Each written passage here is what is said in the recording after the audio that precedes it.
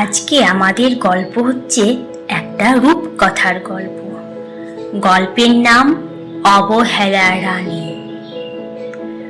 অনেক অনেক বছর আগে সুরঙ্গমপুর নামে একটি রাজ্য ছিল।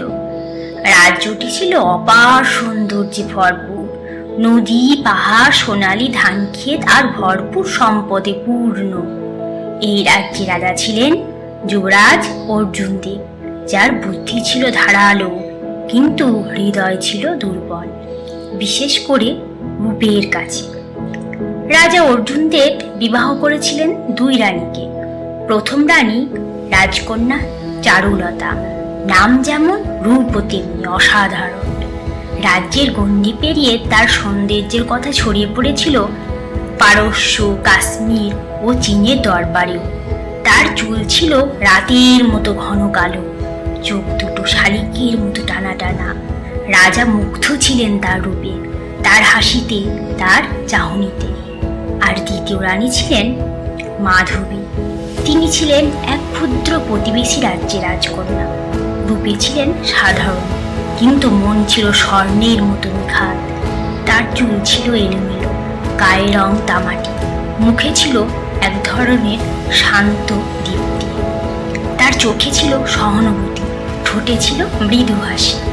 রাজা তাকে রাজনীতির কারণে বিয়ে করেছিলেন, কিন্তু মাধবী কখনোই রাজার হৃদয়ে রানী হয়ে উঠতে পারেননি। রাজপ্রাসাদে সব আয়োজন থাকতো চারুলতার জন্য, নতুন পোশাক, সুবাসিত ফুল, নাচ, গান, খানা পিনা। মাধবী ছিলেন আড়ালে, চুপচাপ। নিজের থাকার ঘরটি ছিল যেন এক কোণায় ফেলে রাখা ছোট্ট কুটির। রাজা তার সঙ্গে কথা বলতেন কেবল প্রোটোকলের জন্য, আর চারুলতার জন্য উজাড় করে দিতেন ভালোবাসা, সময় ও যত্ন। তবে মাধবী এই অবহেলায় কিন্তু ভেঙে পড়েননি। তিনি জানতেন মানুষকে জিততে হয় হৃদয়ের মধ্য দিয়ে। তিনি সময় কাটাতেন প্রজাদের মাঝে, দুস্থদের খোঁজ নিতেন, দরিদ্র শিশুদের পড়াতেন, নিজের হাতে ওষুধ বানিয়ে বিতরণ করতেন। রাজপ্রাসাদে কেউ খেয়ালও করতো না, কিন্তু ধীরে ধীরে সাধারণ মানুষ মাধবীকে হৃদয়ে জায়গা করে দিতে লাগলো সবাই। চারুলতা দিনে দিনে বিলাসী হয়ে উঠেছিলেন। তার রূপের অহংকার তাকে করে তুলেছিল আত্মকেন্দ্রিক ও গর্বিত। রাজা অর্জুন যদিও এসব খেয়াল করতেন না, তিনি তখনও চারুলতার হাসিতে ডুবেছিলেন। প্রাসাদ জুড়ে গুজব উঠেছিল রানী চারুলতা আসলে কেবল নিজের স্বার্থে রাজাকে ব্যবহার করছেন। একদিন এক আশ্চর্য দুর্ভিক্ষ নামল সুরঙ্গমপুরে। অদ্ভুত এক খরায় পুরো রাজ্য শুকিয়ে গেল। মাঠে ফসল নেই, নদীতে জল নেই, প্রজারা খাবার ও পানির জন্য হাহাকার করতে লাগলো। রাজা অর্জুন দেব তখন কিংকর্তব্যবিমূঢ়। রাজকোষ শূন্য হতে চলেছে, আর চতুর্দিকে উঠেছে বিদ্রোহের সুর। এই সময় চারুলতা রানী নিজের সাজগোজ আর প্রাসাদের বিলাস সামলাতে ব্যস্ত।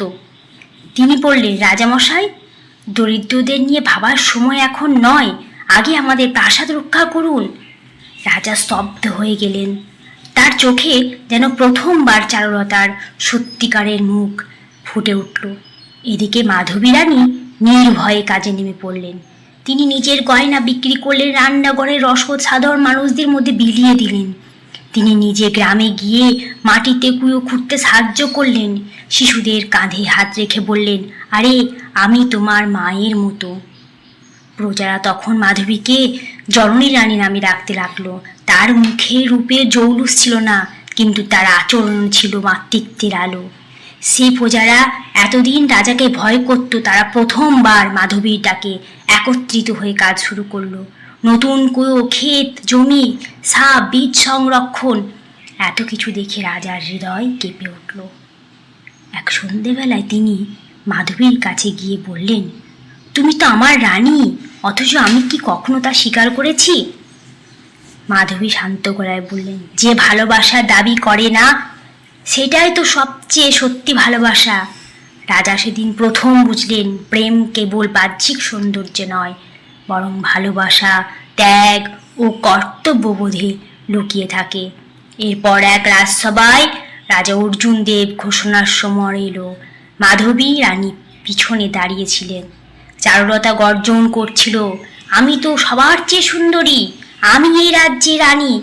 কিন্তু রাজা বললেন, সুন্দরী নয়, প্রয়োজন একজন জনতার মাতা, সেই মাধবী যিনি নিজের সর্বস্ব দিয়ে আমাকে রাজ্য বাঁচিয়েছিলেন। তিনি হন আমার একমাত্র রানী। আজ থেকে রাজমাতা মাধবী এই সিংহাসনে সত্যিকারের অধিকারী। চারুলতা অপমানিত হয়ে রাজপ্রাসাদ ছেড়ে চলে গেলেন। অনেক বছর পরও কেউ আর তাকে মনে রাখেনি।